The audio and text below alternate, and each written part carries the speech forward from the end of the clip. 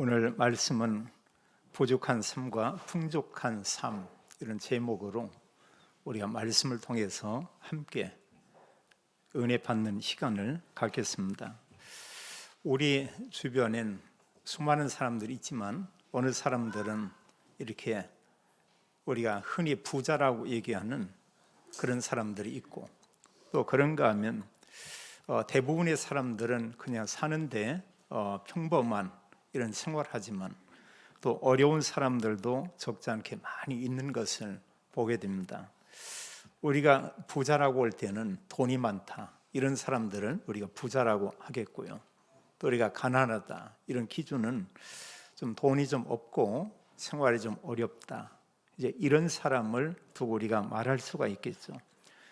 근데 실제로 이렇게 사람들이 사는 가운데 부자라고 해서 정말 참 행복하고, 또 가난하다고 해서 이렇게 불행하고 그러냐, 또 그것만은 아닌 것을 우리가 볼 수 있습니다.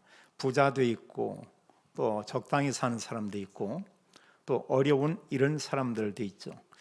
물질이 많으면 약간의 이런 유익이 있겠습니다만은, 그게 참된 어떤 행복, 또 참된 그 개인의 만족, 그것을 채워주는 것만은 아닌 것을 우리가 보게 됩니다. 부자면서 우리 곁에는 행복하지 못하고 그리고 불행한 이런 사람도 적지 않게 많이 있고, 반면에 이렇게 좀 어렵고 가난한 이런 사람이지만 사실 늘 생활 가운데 나는 행복하다, 이런 고백을 하고, 그리고 사는 게 날마다 감사하다, 이런 고백하는 이런 사람들이 있는 것은 우리가 볼 수 있습니다. 여러 부류의 이런 사람들이 살고 있지만 성경은 그렇게 말하고 있습니다. 하나님 떠난 인간은 근본적으로 행복할 수 없고, 그런가 하면 참된 만족을 가질 수가 없다고 성경은 말하고 있습니다. 그래서 그리스도 밖에서는 사람은 참 행복, 참된 안식, 또 참된 풍요, 이런 걸 누릴 수가 없고, 인간은 하나님 만나야 참된 행복과 풍요로운 삶을 살 수가 있고, 그 참된 이런 풍족한 삶은 그리스도 안에 있음을 성경은 우리에게 말씀하고 있습니다. 그래서 우리가 불신자들이 대단히 큰 부자고, 또 불신자들이 많은 것을 가졌고, 약간 우리가 부러워할 수 있지만 말씀 가지고 보면 부러워할 그런 대상은 전혀 아니다는 것입니다. 정말 우리가 부러워할 사람이 있다고 하면 하나님의 말씀 가지고 은혜 속에 있고 늘 하나님의 이런 인도를 받는 그런 사람, 한마디로 우리가 말할 때 믿음이 좋은 사람이 부러운 사람이지, 세상 사람은 그렇게 부러워할 그런 대상이 아닌 것을 말하고 있습니다.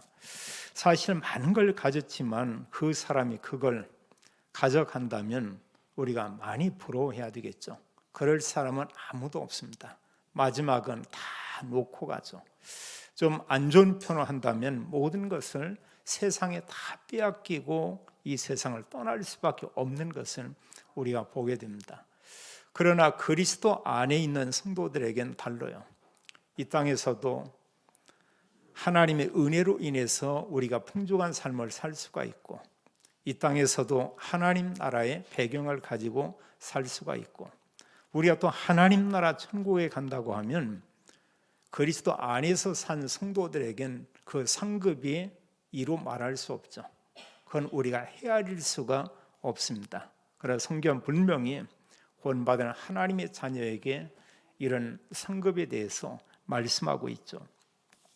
오늘 말씀은 예수님께서 복음 사역 바로 시작한 그런 시간이라고 볼 수 있습니다. 성경 기록하기를 이 내용은 지금 이제 공생의 사역에 불과 며칠 되지 않는 날, 성경은 그런 얘기했어요. 사흘째 되던 날, 이렇게 얘기했습니다. 그러니까 사실 이제 복음 사역의 초기에 있었던 이런 일이죠.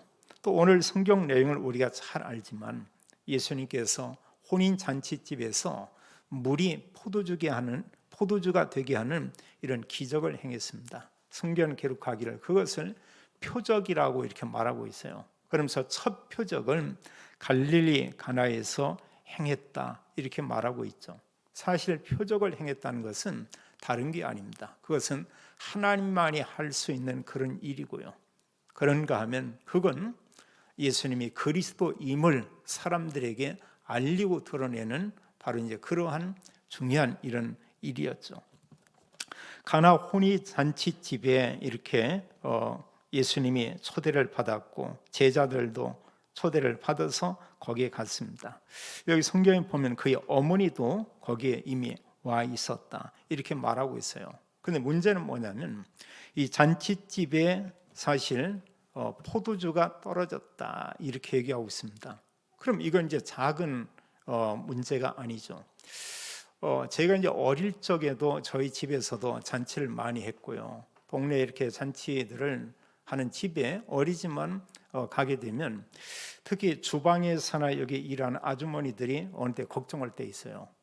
뭐냐면 이제 뭐 그 어느 시간이 됐는데 본인들이 볼 때 이거 잘못하면 음식이 부족할지 모르겠다 이러면서 걱정을 합니다. 또 그러면서 한쪽에 얘기하기를 이거 뭐 떡이 얼마 남지 않았다 이러면서 이런저런 염려들을 해요. 사실 잔치집에 있어서는 우리가 알죠. 몇 가지 중요한 이런 일들이 있을 때 그 잔치가 잔치다운 이런 잔치가 되죠. 하나는 많은 이런 축하객들이 오야 되겠죠. 또 모든 잔치에 빠져서 안 되는 게 바로 하나 그게 음식이죠. 물론 맛이 있으면 더욱 좋겠지만 음식이 일단은 좀 풍족해야 되죠. 이것과 함께 그 잔치집에는 뭐가 있어야 되냐? 큰 이런 기쁨이 있어야 돼요. 이런 부분이. 이런 부분들이 뭐 음식이 부족하다든지 사람들이 전혀 오지 않는다든지 뭔가 어떤 기쁨이 없다. 이러면 그 잔치집의 잔치는 그 사실 큰 기쁨이 되지 않겠죠. 그리고 잔치의 진정한 의미를 이렇게 느끼지 못할 것입니다. 이 집에 사람들이 분명히 많이 왔던 것 같아요. 많이 왔다 이런 기록은 없지만 이 성경이 기록하기를 이 집에 포도주가 떨어졌다 이렇게 얘기하고 있어요. 이건 뭐냐? 이제 사실 잔치상의 중요한 하나의 그 당시의 의미였고요. 그런가 하면 음식이 부족했다 이런 얘기가 이렇게 되겠죠. 이때 이런 그 상황을 보고 예수의 어머니께서 예수님께 하는 그 말이 있습니다. 여기에 중요한 이런 그 의미가 담겨져 있어요. 성경에 보게 되면은 3절에 그런 얘기하죠. 이제 예수의 어머니가 예수에게 이르되 저들에게 포도주가 없다 하니 이렇게 얘기하고 있어요. 그 맞는 얘기죠. 지금 포도주가 다 떨어졌다고 얘기하고 있습니다. 또 하루 동안 잔치를 한다고 하면 어느 시점에 포도주가 떨어졌는지 그건 알 수 없지만 일단 없어요. 더 이상 다른 음식상에 나갈 때 이 포도주는 거기 함께 나갈 수가 없겠죠. 예수님의 어머니가 이 사실을 본 것입니다. 그러면서 예수께 말하기를 그런 얘기예요. 저들에게 포도주가 없다. 이런 얘기할 때요. 여기에 예수님께서 하시는 이런 말을 볼 수 있습니다. 4절에 보면 우리가 그 흔히 자녀가 그 부모에게 그런가 하면 아들이 어머니에게 하는 그 말과 좀 이렇게 다른 말을 하죠. 여기 예수께 이르되 여자여 예수께서 이르시되 여자여 나와 무슨 상관이 있나이까 내 때가 아직 이르지 아니하였나이다. 이런 그 대답을 해요. 이때 예수님 어머니께서 하인들에게 하는 말이 있습니다. 여기서 예수님의 어머니 그 이름을 우리가 마리아 이렇게 얘기하고 있죠. 그가 하인들에게 하는 말씀 가운데 어떤 말을 하냐? 너에게 무슨 말씀을 하시든지 그대로 하라 이렇게 말하고 있죠. 하인들에게 말합니다. 거기에 수중 들고 일한 그 사람들에게 말하기를 이제 예수님께서 너에게 무슨 말씀을 하시든지 그대로 하라 이렇게 얘기를 했어요. 그럼 여기서 우리가 하나 좀 생각할 수 있는 게 뭐냐면 예수님의 그 어머니 한마디로 마리아는 예수님에 대해서 지금 어떻게 알고 있냐? 그 주변의 사람들이 예수에 대해서 아는 거하고는 분명히 다른 이런 그 내용을 알고 있죠. 마리아는 뭘 알고 있냐? 이 예수님이 그리스도라는 걸 알고 있습니다. 그럼 그리스도의 그 일을 할 때가 지금인지 아닌지 그것은 사실 마리아는 알 수가 없죠. 그럼 예수님께 그런 얘기예요. 포도주가 없다. 그러면서 하인들에게 말하기를 이제 너희에게 무슨 말씀을 하시든지 너희는 그대로 하라. 이렇게 말하고 있죠. 여기 예수의 어머니가 아는 건 뭐냐? 그 예수께서는 능히 그 일을 해결할 수 있다는 그런 것을 이미 알고 있죠. 그런가 하면 정말 자기 아들이기도 하지만 그 예수님이 계시면 부족한 이런 부분이 다 채워지고 풍족하게 될 것을 마리아는 이미 알고 이렇게 있죠. 이때 예수님께서 이제 그 하인들에게 이렇게 하는 말이 있어요. 여기 예수님께서 그들에게 말하기를 6절에 보면은 거기에 돌 항아리 6개가 있더라 이랬고요. 7절은 말씀하기를 예수께서 그들에게 이르시되 항아리에 물을 채우라 이렇게 말했습니다. 거기에 큰 항아리들이 있는데 거기에 물을 채우라. 그랬더니 거기에 있는 사람들이 아귀까지 물을 이렇게 채웠더라 이렇게 얘기했어요. 이때 또 예수님께서 얘기하고 있죠. 그들에게 말하기를 이제는 거기에 채워진 것을 떠다가 연회장에게 갖다 주라 이렇게 얘기하고 있습니다. 연회장은 전체 지금 그 잔치를 진행하는데 모든 일을 하는 바로 이제 그런 분이죠. 우리가 주로 이제 어떤 부분에 큰 잔치다 어떤 일을 하면은 거기에서 전체에 대한 것을 이렇게 사실 그 일하는 이제 그런 분들이 있죠. 어느 가정에서 할 때도 누군가가 그런 일을 맡아서 하고 있고요. 때로 어떤 뭐 호텔이다 이런 데서는 거기는 전체 어떤 기획사나 또 어떤 뭐 지배인이나 이런 사람들이 와서 그걸 이렇게 진행하도록 잘 이렇게 돕고요. 그럼 물을 여기에 채우라 하고 이제는 떠다 주라. 근데 이 떠다 줘서 이제 보는데 연회장이 보니까 전에 포도주와 전혀 다르다. 이런 얘기를 하고 있습니다. 통상은 이제 그러죠. 이 내용을 읽으면서 생각하는 게 더러 그렇다고 그래요. 뭐 술집에서는 처음에 좋은 거 하다가 나중에는 보면 이제 뭐 가짜를 갖다가 뭐 섞어가지고 이렇게 주기든다. 취하면 잘 모르잖아요. 근데 여기서 보면은 연회장이 보니까 이것은 좀 전에 또 얼마 전에 이렇게 먹어봤던 그 포도주하고 다른 겁니다. 오히려 훨씬 더 이렇게 질이 좋은 그런 포도주를 이렇게 가져온 것이죠. 이 사실을 그 누구도 모릅니다. 아는 사람 누구냐? 예수의 어머니가 이걸 알고 있고요. 여기에 물을 붓고 떠다준 하인들이 이런 사실들을 이제 알고 있죠. 여기서 중요한 이런 부분들이요. 지금 뭐냐면 여기 말씀하기를 그 말씀대로 그대로 했는데 물이 포도주가 되었다. 성경은 그렇게 말하고 있어요. 분명히 물을 채웠습니다. 이제 그걸 떠다가 연회장에게 주었습니다. 근데 9절로 이렇게 보게 되면은 10절에 보면 이제는 물이 아니고 그게 포도주가 됐어요. 이건 사실 그 보면 과학적으로도 이건 사실 입증할 수가 없고요. 또 사람들이 아는 대로 이것은 불가능하죠. 근데 분명히 이런 일이 있었습니다. 이 사건을 두고 성경 말씀하기를 10절에 보면 표적이라고 이렇게 말하고 있어요.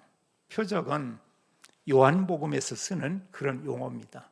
그건 뭘 얘기하고 있냐? 다른 것이 아니고 바로 예수님이 창조주요 만물의 주인인 것을 드러낼 때 쓰는 이런 사실 표현이고요. 물이 포도주가 됐다는 것은 뭘 얘기하고 있냐? 그 예수님이 그리스도라고 하는 것을 사실은 이렇게 알리는 것입니다. 이제 많은 사람들이 이걸 모르죠. 사실 그리스도가 아니면 하나님이 아니면 사실은 이런 일은 불가능하죠. 그래서 예수님이 어떤 분인가 이것을 지금 이제 사람들이 알리고 요한복음에서 중요한 이런 교훈 가운데 메시지는 그거죠. 하나님은 뭐냐? 예수님은 하나님이시다. 이걸 말하고 있고요. 또 요한복음에서 뭘 얘기하고 있냐? 예수님은 바로 그리스도다. 이걸 얘기하고 있죠. 우리가 잘 알지만 이 땅의 모든 문제는 하나님 떠나서 모든 문제가 다 왔죠. 여기서 모든 게 다 온 거예요. 언제 떠났냐? 창세기 3장에서. 우리도 사실은 그 속에서 똑같이 아담과 함께 하나님을 떠나게 됐죠. 하나님 떠난 모든 사람이 영적으로 사단에게 종노릇하고 속고 있는 것을 우리는 이미 알고 있습니다. 그게 사실이에요. 그 모든 사람들의 현주소는 마귀의 자녀요. 또 결국은 그 사람이 장차 앞으로 갈 곳은 영원한 지옥이죠. 성경은 멸망 이런 표현을 하고 있습니다. 누구도 해결할 수 없어요. 그리고 우리가 어떤 사람이 부자니까 행복할 것 같다. 그건 육신적인 거죠. 사실 내면적인 거, 마음과 정신, 그것은 그와는 중요하지가 않죠. 더 중요한 것은 아무리 세상 걸 가졌다고 해도 영적으로 인간이 만족할 수 있냐? 그럴 수가 없죠. 그렇다면 오늘 말씀을 보면서 우리는 부족한 삶은 어떤 거고 진정한 풍부한 이런 삶, 풍족한 삶은 어떤 거냐? 우리가 이렇게 한번 질문해 볼 필요가 있죠. 자, 부족한 삶은 당연히 성경은 말하기를 인간은 모든 삶 속에 참된 만족을 가질 수 없는 것을 얘기하고 있습니다. 그 이유는 뭐냐? 하나님 떠난 인간은 행복할 수 없다고 성경은 말하고 있어요. 만약에 세상에 모든 것을 다 가졌다, 행복하지 않죠. 이유가 뭐냐? 창세기 3장. 그래서 사실은 그 많은 걸 가지고 있고 세상에는 많은 재벌들이 있지만 그들이 사실 모든 부분에 참 만족하냐? 그럴 수 없어요. 하나님 만난 사람이라면 다른 얘기지만 모든 불신자는 사실 불행할 수밖에 없고요. 모든 걸 가져도 사실 만족이 없고요. 그래서 늘 평생 살면서 항상 부족하다고 생각하고 갈증을 느끼면서 살 수밖에 없죠. 우리가 성경에 보면은 사울은 임금이었습니다. 하나님께서 택해서 세운 이스라엘 나라의 첫 번째 왕이었어요. 왕은 사실 모든 걸 다 가지고 있는 그런 사람이죠. 근데 성경은 그렇게 말하고 있습니다. 사울이 행복하지 않았어요. 성경 기록하기를 사울은 악신에 의해서 늘 시달리다가 마지막 왕의 일을 마친 것을 보게 됩니다. 아무 기쁨이 없었죠. 행복이 없었죠. 그럼 마음속에 늘 어떤 분노가 가득했습니다. 그럼 사실은 많은 시간 동안 수년 아니면 한 10여 년 이런 시간 동안은 사울은 어디에 많은 시간을 허비했냐? 다윗을 어떻게 하면 죽이냐? 여기에 모든 마음이 집중돼 있었어요. 밤이고 낮이고 언약의 말씀 24간이고 어떻게 하면 다윗을 죽이냐? 어떻게 하면 내가 더 만족하고 더 많은 것을 내가 소유하냐? 늘 그런 마음을 가졌습니다. 하나님 만나지 못한 인간의 이런 그 욕망, 사람들의 마음은 늘 그래야죠. 많은 것을 가졌지만 가졌다고 해서 그걸로 만족하지 못하죠. 예수님 당시의 바리새인들은 사실 종교적인 귀족입니다. 모든 사람에게 존경을 받고 물질도 부유하고 그러면 이로 말할 수 없이요. 최고의 대접을 받는 이런 사람들이에요. 그런데 그들의 마음 가운데 정말 참된 행복이 있었고 안식이 있었느냐? 그러지 않았습니다. 나사렛 예수님이 오셔가지고 지역을 다니면서 하나님 말씀을 전하고 이런데 이들은 그게 너무 걸렸어요. 늘 그 예수 이름만 들어도 이들은 기분이 상한 겁니다. 나중에는 시간이 점차 지나면서 그들이 모이기만 하면 어떻게 하면 저 예수를 잡아서 죽이냐. 이제 늘 그런 생각을 하죠. 마지막 결국 그들의 생각과 계획대로 예수님을 잡아 죽였습니다. 예수님 죽으셨습니다. 그러니 바리새인들이 정말 행복했냐? 행복하지 않았어요. 여전히 불안했고 여전히 보면은 참 만족이 없었던 것을 볼 수 있습니다. 하나님을 만나지 못한 성공자 참 행복이 없죠. 참 안식이 없죠. 마태복음 11장 28절은 예수님께서 말씀하고 있습니다. 그리스도로 오시어서 말하기를 이 세상의 모든 사람들을 보며 외치며 말씀하기를 수고하고 무거운 짐진 자들아 다 내게로 오라. 내가 너희를 쉬게 하리라. 모든 사람은 수고하고 무거운 짐을 지고 있는 그런 사람이다. 이렇게 말하고 있어요. 자, 불신자들은 이렇다 치고요. 그럼 그리스도를 믿고 내가 영접했습니다. 내가 구원받고 하나님 자녀가 정말 됐습니다. 뭐 영접하면 구원받죠. 하나님 자녀가 되죠. 근데 하나님 자녀는 맞는데 그 사람이 그리스도가 주인 되지 않고 모든 생활 가운데 내가 주인이다. 이러면 불신자들이나 크게 다를 바가 없죠. 늘 모든 부분에 나. 또 그럼 어떻게 하면 나의 것, 많은 걸 내가 소유하냐? 어떻게 하면 내가 성공하냐? 창세기 3장, 6장, 11장이죠. 역시 구원은 받았다 할지라도 그리스도가 주인되지 않으면 인간은 구원받은 성도라 할지라도 참된 만족이 없고 참된 행복이 없고 그런가 하면 모든 삶 속에 부족함을 느끼고 갈증을 느낄 수밖에 없죠. 어느 기사를 이렇게 봤더니 우리 대한민국 사람들이 보면 이렇게 화가 많이 이렇게 나 있다고 그래요. 그리고 OECD 국가 30개 국가 가운데 이런 그 갈등 지수 이런 걸 이렇게 매겨놨더라고요. 갈등 지수. 그래 1, 2, 3 이렇게 하면 앞쪽에 갈등이 굉장히 많은 나라인데 대한민국이 세 번째더라고요. 첫 번째가 멕시코, 두 번째는 얘기 않겠어요. 세 번째가 대한민국. 이건 뭐냐면 모든 사람들이 화가 나 있고 갈등이 많은 거예요. 특히 우리가 갈등이 많다는 것은 어느 갈등이 많냐? 다른 게 아니고 사람과의 갈등이 이겁니다. 그래서 사람과의 이런 관계가 편치가 않은 거예요. 모든 사람들이요. 이건 또 다른 의미로 말한다면 너무 지나칠 정도로 우리나라 사람들이 언젠가부터인지 모르지만 내중심이 됐다는 겁니다. 그래서 조금만 나고 안 맞으면 속상한 거예요. 화가 나는 거예요. 그리고 또 얘기하는 가운데 전 세계에서 고소 고발을 제일 많이 하는 게 우리 대한민국이라네요. 우리가 많이 생각을 해야 됩니다. 목사님들 가운데도 고소 고발하고 이런 사람 적지 않게 많아요. 뭐 이로 말할 수 없겠죠. 어느 분이 어떤 일로 인해서 이렇게 고소하고 이런 사건이 있는데 이게 막 너무나 넘쳐나 가지고요. 그걸 들여다보는데 심지어는 몇 개월 걸린다고 합니다. 너무 많으니까. 어느 내용이 이제 검찰에 이렇게 송치돼서 넘어갔다. 검찰이 들여다보는데 한 달, 두 달 이 정도 걸린다고 하는 거예요. 그건 뭐냐? 지금 이런저런 사건들이 굉장히 많다는 거죠. 아주 많다는 겁니다.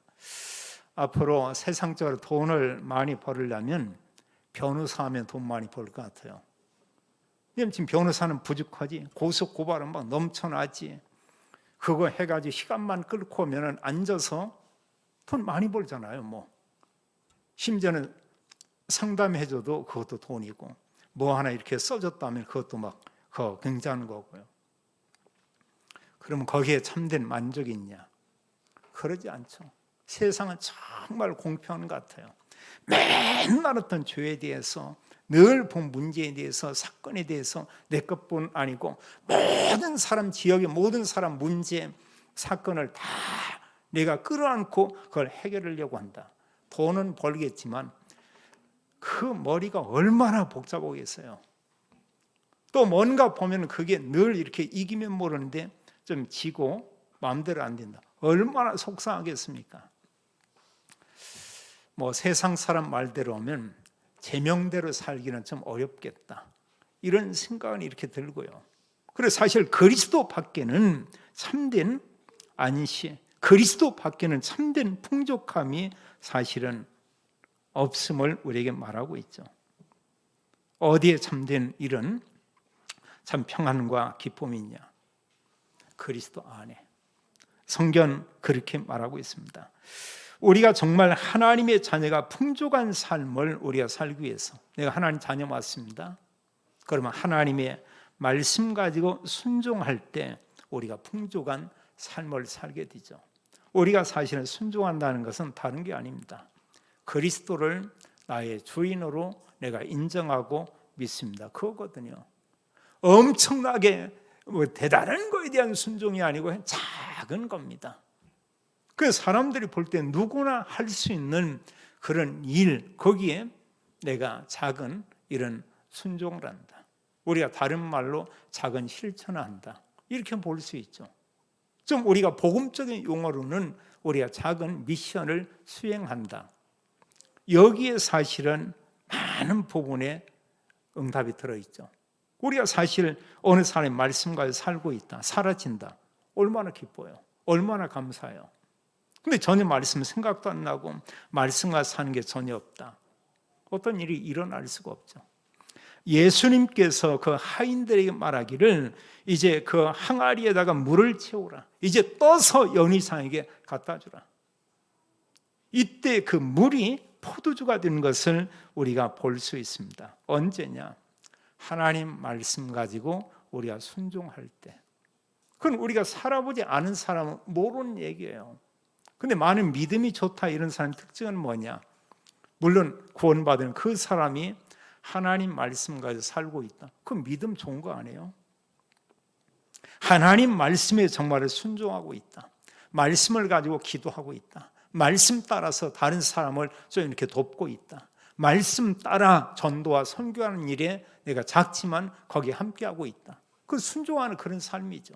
그때 하나님이 은혜 베풀고 하나님이 역사하는 것을 볼 수가 이렇게 있죠. 중요한 것은 뭐냐? 내가 주인 되면 사람은 참된 만족, 행복 가질 수가 없죠. 그리스도께서 우리의 삶의 주인이 되면 우리는 풍족한 그런 삶을 살게 되죠. 그리스도 말씀에 순종했습니다. 이 잔치집의 주인은 그 주인이기도 했지만 누군가 정예는 연희장이 전체를 진행합니다. 그게 아니고요. 그 집주인이 홀례하는 그 사람이 주인이 아니고 그리스도가 주인이 될 때 그 홀례집에 부족한 음식이 채워지고 물이 포도주가 된 줄로 믿습니다.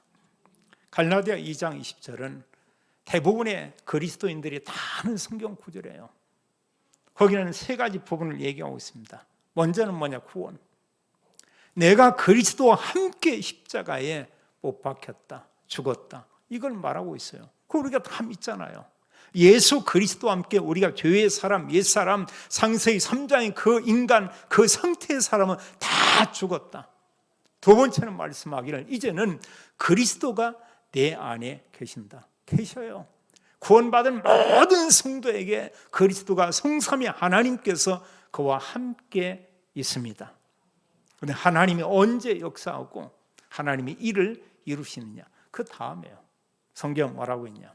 하나님의 아들을 믿는 믿음 안에 우리가 살 때 그 부분이죠. 하나님 말씀을 언약으로 붙잡고 그 말씀을 우리의 삶에 실행할 때 이때 하나님이 역사하는 것을 볼 수 있습니다. 그리고 우리가 그리스도 언약 가지고 말씀 가지고 내가 행동한다. 그건 굉장한 축복이에요. 그건 저희 교단에서는 어느 면에 그게 더 유익이 되면서 또 중요한 걸 놓치는 이런 경우도 있습니다. 복음이다 이러면서 다 끝났다 하고 어떤 하는 부분, 행위에 대한 부분을 놓치는 사람이 있어요. 그래 이걸 좀 해야 된다. 저렇게 합시다. 뭐고 하면 그냥 율법이다. 제가 볼 때 진짜 복음의 사람이라고 하면 그렇게 말하지 않겠죠. 하나님이 나에게 이 일 하기를 원하고 있구나. 그게 언약 아니에요. 그리고 실제로 성경을 볼 때 하나님이 언약의 말씀 가지고 살 때 하나님이 역사하는 것을 보게 되죠. 요한복음 10장 10절에 말씀하기를 예수님께서 그렇게 말합니다. 도적이 오는 것은 도적질하고 죽이고 멸망시키는 것뿐이거니와 인자가 온 것은 양으로 생명을 얻게 하고 더 풍성히 얻게 하려 합니다. 그 도적이 뭐냐? 이게 마귀예요. 이게 사단입니다. 모든 불신자들에게 다 주는 것처럼 하다가 마지막에 멸망시키고요. 그리스도는 오시어서 우리에게 영원한 생명을 주고 우리의 삶에 부족함이 없이 풍족하게 하나님 은혜 베풀겠다, 이렇게 말하고 있죠. 저는 이 말씀을 보면서 제 개인과 제 가정에 대한 부분을 조금 생각을 해봤어요. 볼 때 모든 부분에 참 하나님께서는 구원받은 이후에 하나님이 전혀 부족함이 없이 지금까지 채우셨구나. 제가 몇 가지 제 개인적인 삶 가운데 좀 안 하는 게 있습니다. 경제와 관계된 부분 가운데 뭘 안냐? 저는 여간해서 어느 부분은 할부라는 걸 안 씁니다. 거의 안 해요. 금액이 좀 커도 그냥 일시불로 그냥 일단 해버립니다.